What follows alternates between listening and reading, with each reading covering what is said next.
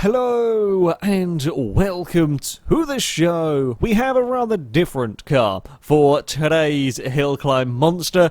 You guys have been wanting to see me take a Lancia Stratos up the course for a little while, and that is what I am going to be using. I'm using the rally spec version of the car that comes with Blizzard Mountain, which means it does start at the top of A-Class. Now, we don't have a huge amount in the way of PI to play around with. It does start off with snow tyres already installed, which is nice, and we are going to have to convert it to all-wheel drive. That is the rules for this series, so yes, we will have an all-wheel drive Stratos. It is incredibly light, which is helpful, and I believe we can actually get some pretty big tyres on the car. Let's go and have a look. We start off with, we start off with 225s at the front, but we can get up to 265s there, and at the back we can have 325s. That is nice indeed. We are also going to be wanting some Forza Aero because we need all of the grip that we can get. Really, it's not the most elaborate of rear wings, but if it gives us some downforce, I am happy with that. What we do next, though, is a bit of a tougher one. We're going to kind of want brakes. We are going to want, I think, a roll cage. It doesn't really add a huge amount of weight, so that can go in there. I was going to say it's a difficult one. It actually isn't, because there's not a huge amount more in the way of parts that we have that can go in here, so it's power. Perhaps the bigger question is, do we keep it naturally aspirated, or do we go for the turbocharger? Turbocharger is slightly heavier, but of course we will get a whole bunch more power. We're not going to swap the engine. I imagine the standard one can get to the top. Will any of these... right, okay. The V8 racing engine can't quite get in. The Turbo Rally engine can, but we're not going to be using that one. It's too fiddly to build with. It's a shame the V8 Racing... It's a shame the V8 Racing couldn't, but yeah, not that we would be allowed to... I think we'll go turbo. You know, I think we will. I think we will go turbocharger in this car. In fact, we don't have a... I say the Turbo Rally engine would be a bit of a pain to build. Turns out this doesn't really have a huge amount in the way of bits that can be changed. And I guess that's what you get from a, well, racing engine to begin with. So, if we go for an upgraded turbo, we get 418 horsepower, 320 torque, or if we go for the camshafts, 436 and 301 torque. So, they're kind of choices to an extent. I don't know if any of these add a small... Yeah, the problem is that all of... Okay, so if we go... Let's just try something. If we ignore the big parts and go for these two... Actually, a little bit better off going for them. And then we might be able to... Now, this is making it a little bit heavier, which is a pain. Crap. This is a little bit of an awkward thing to try and build to the PI, because we've got so little in the way of engine parts to go with it that we've kind of just got to, yeah, we've got to use big PI changes. I think this is perhaps the best way of going about it. 445 horsepower, 340 torque. We are still under 2,200 pounds. I don't think there is anything I can do. Anything more I can do, certainly, in terms of performance. I wonder if we did. Let's see if this will work. Is that going to... Oh, bugger. It was worth a look, I guess. If we go down there, I bet we're going to be still that one. Yeah, we're still... That's 440 and 340, and that's 445 and 3. So one more horsepower, and I think it's slightly lighter, so 2164. I'm doing all this. 218. Okay, so that's much heavier, but one more horsepower. You know, we might actually be better off going for this way round. Sure, it's a little bit lighter with one less horsepower. I've been very picky with this build because, admittedly, there's not been a huge amount that I can do in terms of parts. That will be our Lancia ready to take on the rather snowy hill climb. So it is off to the Devil's Corners hill climb with our Stratos. Is going to get 3 runs up this course in an attempt to go faster than the Donkavort. Our current leader has a time 157.4. Now, I do think that might be a little bit of a tall order for the Lancia. The Donkavort was lighter and had as much power, although the Stratos better built for off-roading. and has got bigger tyres. So we'll have to see if it can carry the corner speed that the Donkavort couldn't. Of course, the biggest challenge in some respects for the Stratos is to go quicker than the Delta S4. It's a 59.1 from the Delta. It would be quite nice if we could get the Stratos ahead of that. They're very, very similar in kind of spec, those two cars. So we should be getting under 2 minutes up this course. I would imagine we should be getting quite close, I think, to the Delta. There is plenty of grip going on in our Stratos, which is lovely. It is nice to have a car that has actually got grip.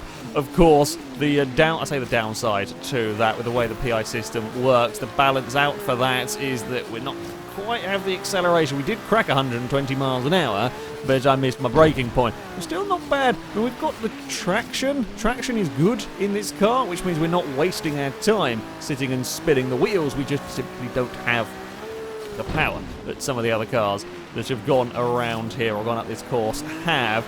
Oh, there we go. Make it around the hairpin and then around our next corner. Too fast. Too fast indeed. We're very, very exploring out there. Try and keep foot down through the next corner. Indeed we will. Now we're going to end up on the ice though. Ice is bad. Ice is bad. The Donkavort found the ice was bad. But considering we ran across the ice for so long there, I'm amazed we managed to bring that all back under control as nicely. This has been an incredibly scruffy round. However, considering how close we are in terms to the wobbly flags that are indicating the Ghost's time, I mean, that's a 59.0. We've already gone quicker. That, or might be a 59.1 in fact. It is very, very low, 59.1. We have already gone quicker than the Delta S4, and that was on a very scruffy run. We went exploring, we hit the ice patch. I'm not sure the Donkavort's time at the top is going to be particularly long-lived. Right, it is on to our second run. There is a Ghost bowler going backwards. Now, is that a real sign for good luck, or is that a sign for bad luck? I'm not sure what the omens are telling us for this particular run, but there we go. We've run it a little bit deep into that corner, although we can get a nice late apex and power out the other side. This is quicker in...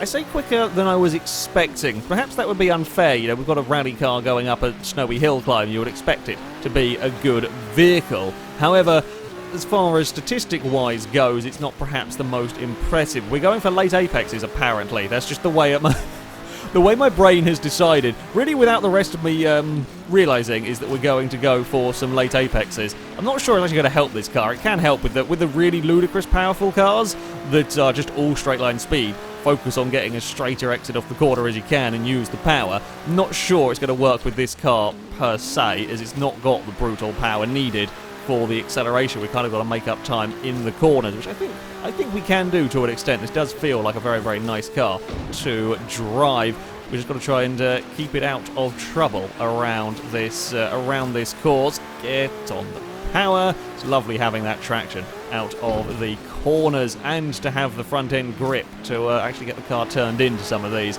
It feels a lot more responsive in many ways than the Donkavort did. Now, we can be, I would imagine, flat out up here if we get things right, which we have done now. Keep foot down as we head across the icy straight, avoiding the bumps, avoiding the ice patches. There is a lot of grip in the car, but not quite that much grip. I pushed my luck big time. I thought we could get away with it. Not quite. Brakes are very, very powerful in the Stratos, although we don't quite get turned as well as I'd like. We do get a bit of understeer as well as we leave the final corner. Oh, it was a scrappy end. It was a very, very scrappy final couple of corners. A 58.3 that time around. Yeah, it's looking very quick indeed for the Stratos. Well, this is it, the final run for the Lancia Stratos, and the pressure is certainly on. We were just over a second down on the leader with what was a relatively scrappy end to that second run. So if I can keep everything neat and tidy in the Stratos, just maybe we can see it go fastest. Now, this certainly isn't a difficult car to drive. I've driven my fair share of them in this series and in other series and so on. The Stratos is most definitely not a difficult car to drive up the mountain. However, it's one of those cars that you're making up all your lap time through the corners, or your stage time through the corners. There is decent acceleration, don't get me wrong. It wouldn't be fighting for the top of the table if it didn't have some good acceleration. But all of the time it is making up is through the turn. So you've got to be spot on with every single corner. You don't have the power to get away with making a small mistake around this course. You can't get away with that acceleration. So, yeah, you've got to be really rather spot on around this course.